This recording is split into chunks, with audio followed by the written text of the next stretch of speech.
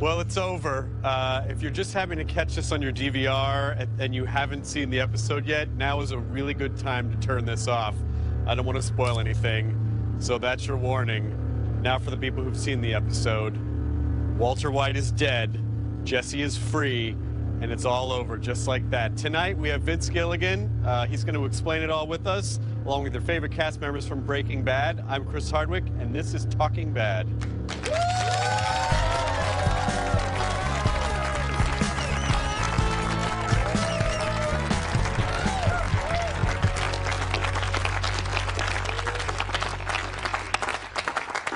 Welcome to Talking Bad. For the next hour, we are coming to you from Hollywood Forever Cemetery, where Aaron Paul is throwing a massive finale screening party to benefit Kind Campaign. We're going to talk a little about that. We're going to break down the episode. What a fitting location to lay Walter White and Breaking Bad to rest. It's kind of sad. Like, I want to, I'm excited because you guys are here, but there is a Breaking Bad size hole in my soul right now, Vince Gilligan. For 5 seasons, we've watched as a man transform right before your eyes. No one who crossed paths with Walter White was ever the same, and we won't be either. To kick off the show, please help me welcome my first guest, Jimmy Kimmel, Aaron Paul, and the man who started all of this. He wrote and directed tonight's episode, Vince Gilligan.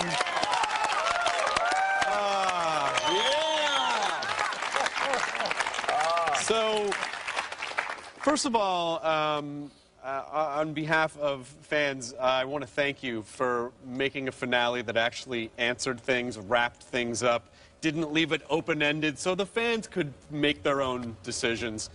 You actually tied up all the loose ends. So what was your process and what were you thinking about the challenge that you had for the finale?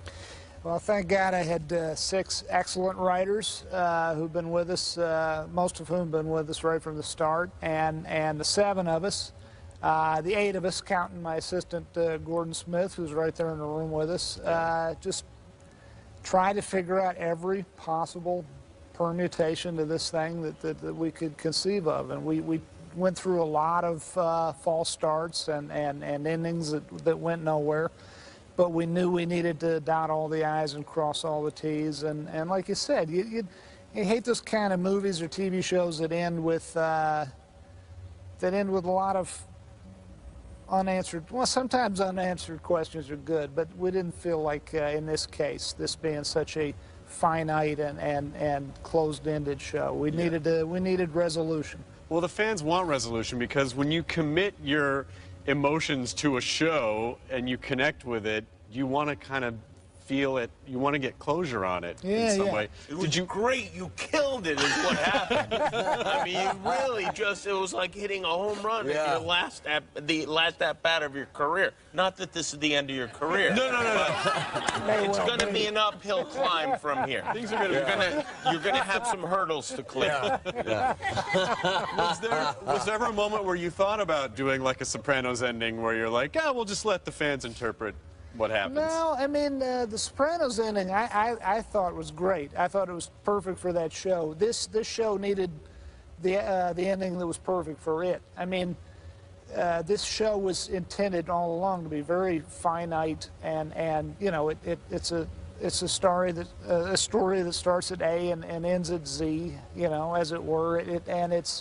It's a very closed-ended thing, so it needs, as I say, closed-ended, very different kind of an ending it requires than Sopranos. It was so good, it was ridiculous how good it was. It really was. I mean, I agree.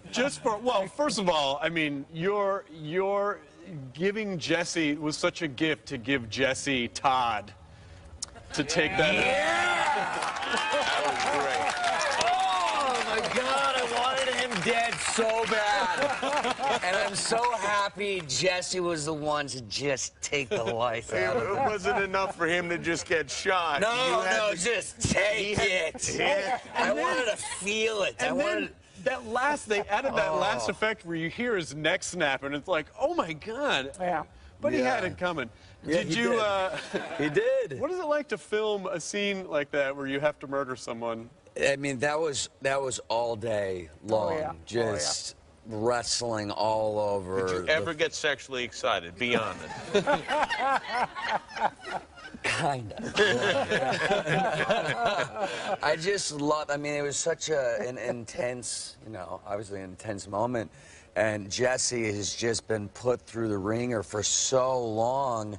And finally, just the nemesis, this guy, he has the opportunity and he takes it. And it felt really good. Yeah, and tricky because you got to really go for it, but you got to be careful not to actually hurt Jesse. Yeah, yeah, because they wanted it to look as violent as possible, and we're doing it. I mean, it was pretty violent, so it was hard not to actually hurt Jesse, but Jesse Plemons who plays Todd. But Jesse, yeah. Well, I kind of want to figure out. Like, so I want to ask you first, and then I'll ask you this. What is Walt's state of mind? You think in the very last scene? Do you think he feels like that I did everything I was supposed to do? I think in that last scene he is with his precious, you know, in Lord of the Rings terms. Yeah. He is with his that meth lab that he and Jesse designed. Their baby, so to speak. And I think the lyrics of the song Baby Blue by Badfinger back that up. And I think he is at peace with himself. He has screwed up his life tremendously. I think he knows that.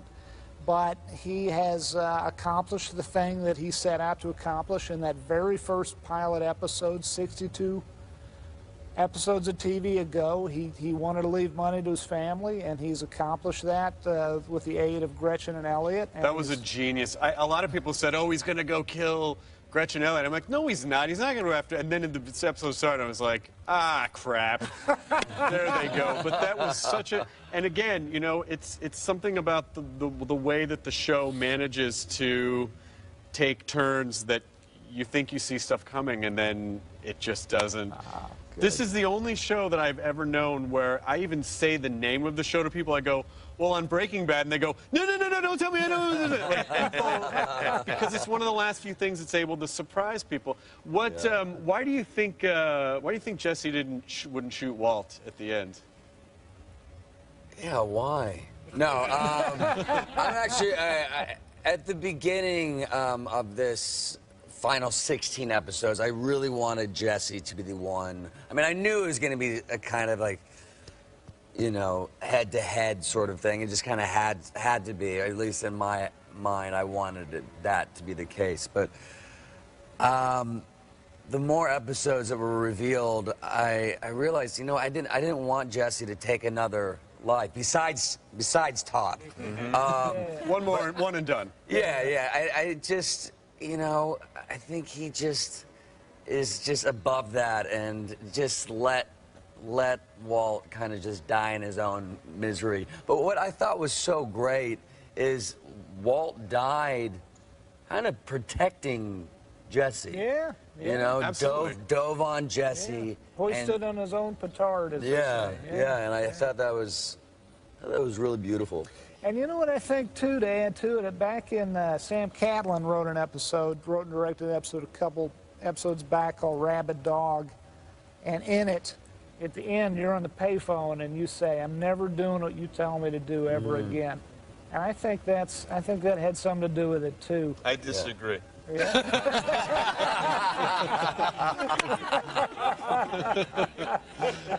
Yeah, he doesn't. It's basically Jesse basically is getting freedom.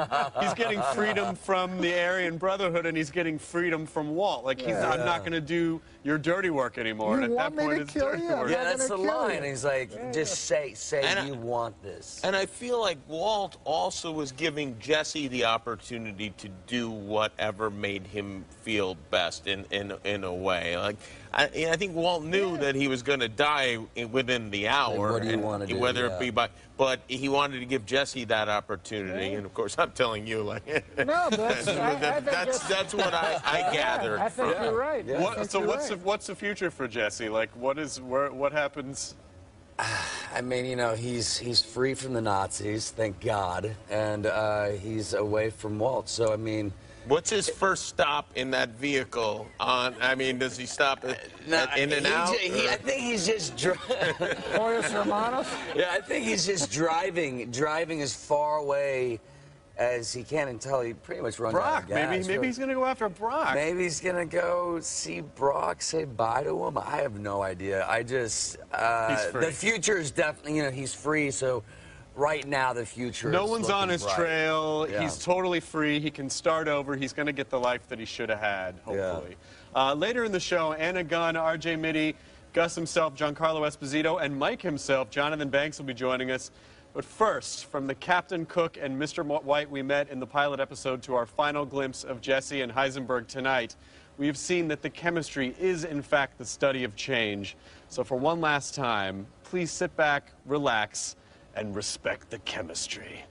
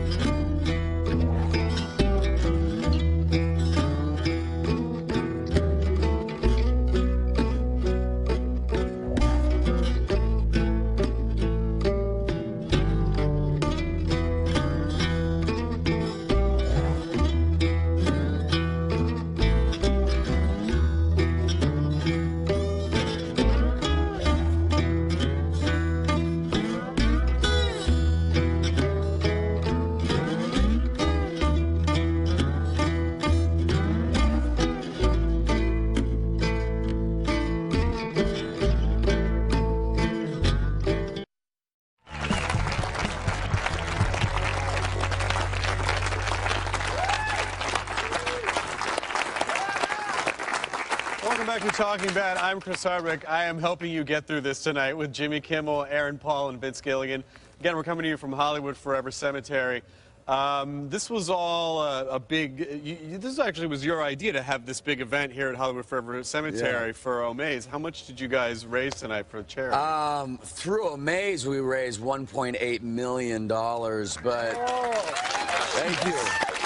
But total with everything, about 2.3 million. Yeah. Well, congratulations. Thank you. I think it's, and you guys, if you go to omaze.com, you can get all the stuff there. You guys do a bunch of different charities. Yeah, Omaze is an incredible organization that just helps out nonprofits to, raise money for them. But Brian did one for his charity, and then I decided to jump on board, and all the money is going straight to my wife's nonprofit, Kind Campaign. To Kind Campaign. Yeah, and this is going to allow her to travel and speak to assemblies full of young females about bullying, and she's going to be able to do it for free because of this one event, for free for years to come, which is just incredible. Well, thanks, man. Yeah. Congratulations. Thank you. It's nice. It's nice when people can actually give something back to the show that that they enjoyed watching. But let's talk a little bit about.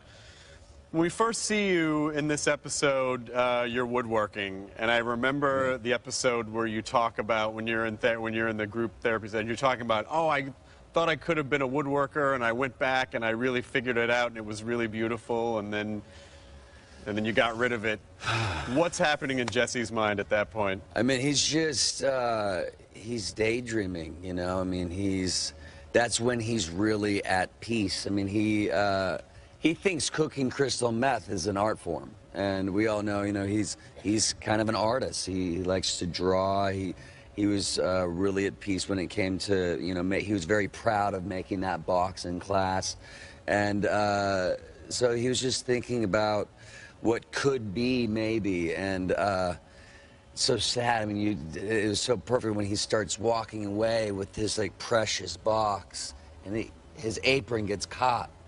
And then you realize it's pretty much his dog leash gets caught, and he's still trapped in his hell, and yeah, it's tragic. It is a bummer that it took basically 5 full seasons until the very end for Jesse to actually catch a break, like everything. But he caught that break. He finally caught the break. Yeah, he did. Vince, why did Walt set the watch on the phone booth at the gas station? There's the cool artsy-fartsy reason, and then there's the practical reason. the cool artsy-fartsy reason would be kind of made up, so I'm going to give you the real scoop. We shot that teaser way back in episode 501, the beginning of our final 16 episodes, and we had Walt in the Denny's making the number 52 on his 52nd birthday, and he was not wearing a watch. And so it was continuity. Then later on, we came up with this fun moment where Jesse, on his 51st birthday, Jesse gives Walt that beautiful watch, and he has worn it ever since. And we thought to ourselves, oh, we better get this right. But then the artsy-fartsy reason is, hopefully you don't think it's too artsy-fartsy, is it? I think he's been wearing it all this time, and he knows he's heading for the end game. And he hangs up the phone, and he looks at his watch, and he remembers that his now arch nemesis, or one of his many arch nemeses, Jesse has given it to him, and he doesn't need it anymore, so he takes it off and he leaves it. Oh, man. I want to point out that the very wealthy Vince Gilligan is wearing a Timex. In the glow. It lights up. They take a licking, and they keep on ticking. What was your reaction when you saw the remote control gun scene? It was like Walter White was Batman and the Joker combined, and he's so cool through the whole episode, and he just really like tied up every loose end. It's like everything that he wanted to accomplish, he accomplished. I mean, he said his piece with the Schwartzes. He got his family the money. He saved Jesse, which I think was why he went there. I still think that's why he did it. And although maybe he went to kill Jesse, thinking he was helping with the meth voluntarily, and then when he saw that he was actually a captive. So I don't know, but I think that's a very good point. You know, the old expression, steal from the best. The writers and I were thinking of the wonderful Western, The Searchers. And all throughout The Searchers, John Wayne, he's looking for Natalie Wood's character, who has been taken over by taken by the I think it was the Apaches. Throughout the movie, and he's going to kill her when he finds her. And at the end of the movie, when he lays his eyes on her, he just can't do it. And he sweeps her up in his arms instead, and he saves her. And we were thinking of the ending of The Searchers. We were thinking, he's going to kill Jesse this whole time. I think that's his intent. And then he sees him, and he sees what terrible shape he's in, and it's instinct. Instinct takes over. And that fondness he's felt for him, although he hasn't shown it very well, I have to admit. No, he hasn't. Over the years, it kind of kicks in, and he saves you. Yeah. I think probably the person who had the worst death was Lydia. Yeah. Because she's like, as soon as he basically hangs up on her, then she's stuck there with her humidifier in the background. Yeah. Like, well, I guess I have a day left. Like, she doesn't. There's nothing she can do. Like, right. it's just over for her. Did you have any idea that the ricin was for Lydia? I had no idea. I mean, I'd seen Bill Hader speculate about that yeah. on your show. I wonder how this is gonna impact Stevia, the product. I mean, will sales tomorrow go way up, or will they go way down? I mean, or will it make ricin a lot more interesting to people? Maybe ricin will become a popular table condiment. These are family meals. These are the actual ones from the set that we have on the set here on our little table. Was there anything in the finale that you wanted to keep in, but for whatever reason, time or whatever, you had to cut out? We had a whole scene. I wrote a whole scene, a 4-page scene that was when it starts after Walt hangs up the phone, after he's tricked the lady into thinking he's a New York Times reporter and gotten Gretchen and Elliot's home address. Then he realizes there's a kid in the gas station who's looking out the window at him. So he goes inside and he realizes this kid has made him. He realizes, oh, this is Heisenberg. So he goes up to the kid and he kind of kind of gives him the stink eye and realizes this kid was a former high school student, much like Jesse Pinkman was, of Walt's. And that's why the kid recognizes him. And he pays him off. He says, "You don't want me coming back here. You best not call the police." And then as he's leaving, he says, "Hey, what kind of teacher was I? Was I a pretty good teacher? Do you remember anything about my chemistry class?" And it was a fun scene, but we didn't have the time or the money in which to shoot it. And it turned out to be kind of a similar kind of a intimidation scene as what follows with Gretchen and Elliot. What did the kid say? Was he a good teacher? He says, "I remember, yeah, you were good. I remember you did this thing where you sprayed this chemical into the fire and it made different color flames and and I think I may be wrong here, but because I forget. But Walt says, yeah, what did that teach you?" He said, "Well, that, you know, certain kind of chemicals can make different color fire."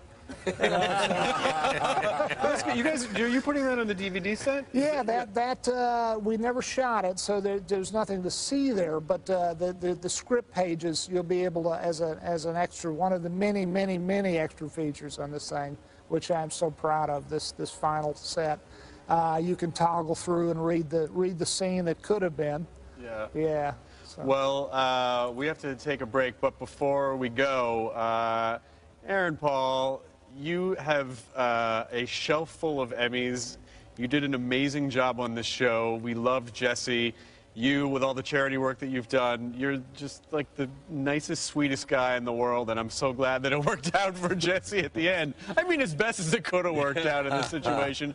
Thank you so much for being here, Aaron, for letting people get a chance to say goodbye to you. Aaron's got to go to his finale events. Later in the show, Gus himself, Giancarlo Esposito, and Mike Jonathan Banks will be here. We return. Anna Gunn and R.J. Mitty will join us, so we'll be right back. Give me a hug, you. Get the... We're done when I say we're done. The legacy lives on at the Breaking Bad online store. Own the complete series box set, including all seasons on Blu-ray and over 55 hours of bonus features. Go deeper with Breaking Bad Alchemy, the extraordinary interactive multi-touch book for the true Breaking Bad fan. And outfit yourself an exclusive Heisenberg, Los Pollos Hermanos, and Vamonos Pest gear. BreakingBadStore.com, your connection to all things Breaking Bad.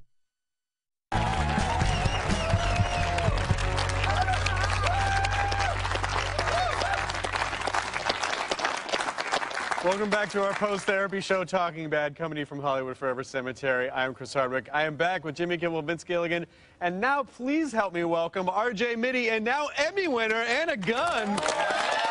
Jeez.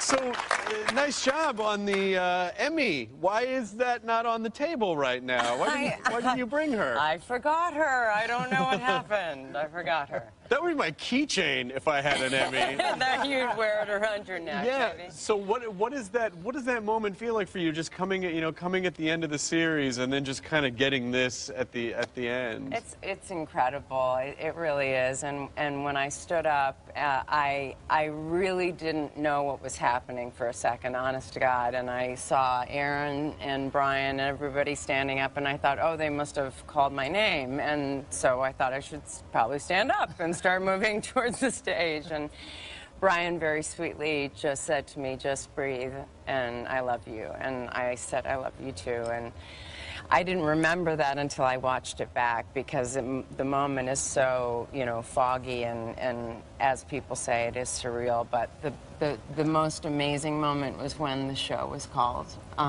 for Best Drama, and that was just incredible. Yeah, I'm sure you guys know Breaking Bad won the Emmy for Best Drama as well in the final season. Congratulations. But let's jump in and help people sort through this a little bit. What did it mean for Skyler for Walt to finally admit that he wasn't doing it for the family anymore? Oh, it was. Well, we talked through it a lot, that moment. We really talked through it beat by beat, and I think that at first she looked at him like, is this just another one of your lines? Is this just another one of your ways of trying to get me to believe something that you are trying to pass by me? And then she read in his eyes that he really finally was telling her the truth. And so it was something she had waited for so long. And to see the truth and to feel it finally was for her the ability to finally take a breath. And I don't think she had breathed in a long time. Yeah. And she really had become such a shell of a person. And Vince and I discussed all that. We discussed the fact that we talked about taking the color out of her face, and almost doing the same thing that you had done with Walt's character, yeah, which was to put her in slightly bigger clothes and make her look like a shrunken kind of person, just a shadow of her former self. And finally, I think that was the first breath she had taken in weeks and weeks, and months and months, yeah, maybe even longer than that. That is such a fine moment of acting. Skip McDonald, who edited the episode, and I were in that editing room, just looking at that amazing, and we hold on that, you know, and rightly so. So there's that shot of you just goes on, but it feels like it goes like this, because that you're just you know, the entire gamut of emotions play across your face in that moment. This is wonderful, wonderful. Because you totally feel, and I think one of the most heartbreaking things is that, or at least I read that she still, like, a piece of her still loves him a little bit. Like, he's still Walt, you know? And he's still, as all the horrible things he did, just that moment where she lets him say goodbye to Holly is, you know. But you're right, he finally told the truth to you. He finally told the truth. And it's also that she sees back to the moment, you know, to the man that he once was, to the family they once were, to the thing they once had. And she sees it all in that moment. And she sees what has burned down around them, what's crumbled around them, and it is a truly heartbreaking, tragic moment, and it's all gone, and there's nothing to be done about it. With the flashback, where it's, what's that, from that first season, the first season, where it's like, oh, I'll take you on a ride-along sometime. It's like, well, he's gone, that's all gone, everyone's gone. When I saw that, I looked at Anna, and I said, oh my God, that's weird. It was just seeing that with it at the same time was really just, I still don't know how I completely feel, you know? Does it feel like you're kind of losing a piece of yourself to say goodbye to these characters? You know, I don't think we're losing anything. I don't feel like we're losing anything, but what I do feel is that it is the end of this story. Everything that you had, everything that you needed, everything that you wanted to happen, to me, I felt like it happened. And I'm happy. It's weird. It's still weird. Well, what do you think Flynn's gonna think about his father's legacy? I mean, I know he's got about $9.5 million coming at him, pretty soon. He doesn't know that yet. But what do you think Flynn, I mean, the amazing thing about your character is that you did not hesitate to turn on your father. Like, I totally could have seen, like, oh, Dad, I don't want it to be true. And you're like, screw you, I'm calling the cops. And, like, like, your character had an incredible amount of strength. But what happens going forward for Flynn, do you think? Well, you know, that whole scene, I think he was everything had happened. So much stuff was happening around him, and he did not have the danger aspect or the knowledge that all this was going on, but he knew something was going on. Between the gambling and all the lies, and yes, it wasn't meth, but it was something else, and he knew his family was being torn apart. And when this happened, when he saw them fighting with a knife, it was just too far. And as any good son would do, is get in the middle to protect his mother and protect his family. And I feel that. Take it. I feel that when brought a whole box of Kleenex. Yeah, he did.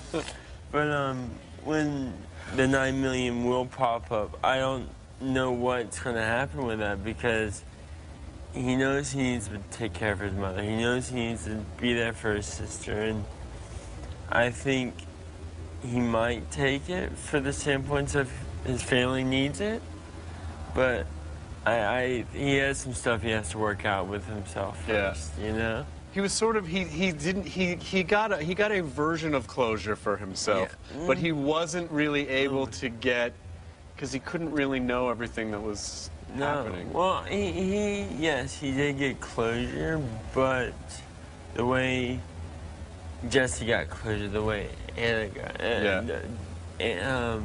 Skylar got closure, the way every character got closure was not the same as the way Walt Jr. got closure. Yeah. Everyone had so much input into this world, and Junior had to jump into it. 3 episodes in, that would be what? How many days? Yeah. You're And right. I think even though he did come to the conclusion of he needs to protect his family, losing a father, that is his flesh, that is his blood. He is his father's son. Yeah. And we'll see what goes. The shame of it for this poor guy is just he's the one who has to go on thinking that his father killed Hank, and his mother knows that's not the case. But he can't ever really know the truth. Yeah, that's the real crime. Well, later on in the show, fan favorites Gus, Giancarlo Esposito, and Mike himself, Jonathan Banks, are going to be here. We'll be right back. People are going to be getting Kleenex.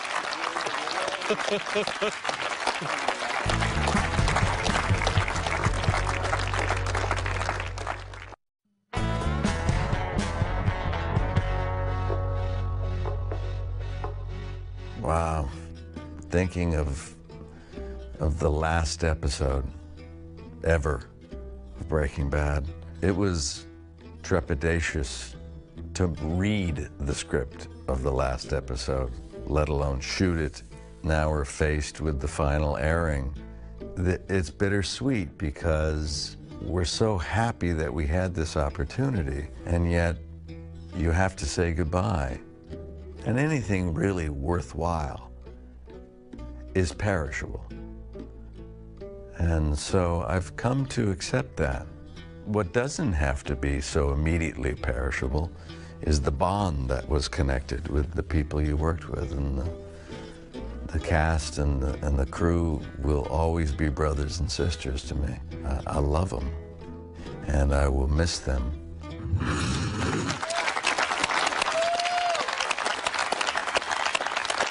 Welcome back to Talking Bad. I'm back with Jimmy Kimmel, Vince Gilligan, RJ Mitty, and Anna Gunn. That was Bryan Cranston with some personal insight on saying goodbye to his Breaking Bad family. Bryan actually had a matinee in Massachusetts today and is in midair right now on his way to L.A., but we appreciate that he shot the interview, especially for us. Vince, let's talk a little bit about how vital Bryan was to the success of the show. Can you imagine the show any other way? No, I mean,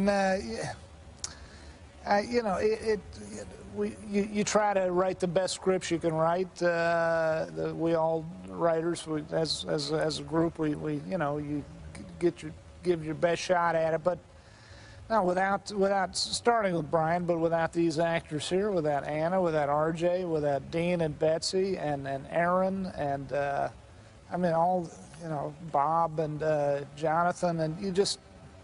Let's use Bryan as an example. I can't picture anyone else playing that role. I can't, you know, I make my living off my imagination, and my imagination fails when it comes to picturing the show with anybody else at the head of it. Why was it important for you to also direct the final episode? Because I'm greedy. You know, I would have loved to have directed more episodes still than I did. I love directing. It's fun. I love being with the crew. Most of the time I was 800 miles away in Burbank in the writer's room, which was its own excellent experience, but I like being with the crew. It's just more fun hanging out. And I love that shot where Anna can be seen in the microwave and the reflection. It's one of those little touches, and the directing on the show not just yours, but just throughout. I was watching the marathon on AMC over the weekend, and it just really like the tone of the show has changed so much over as we got closer to the end. But the directing is phenomenal. Thank you, my friend. Really just phenomenal. I'll let you in on for all the directors. As far as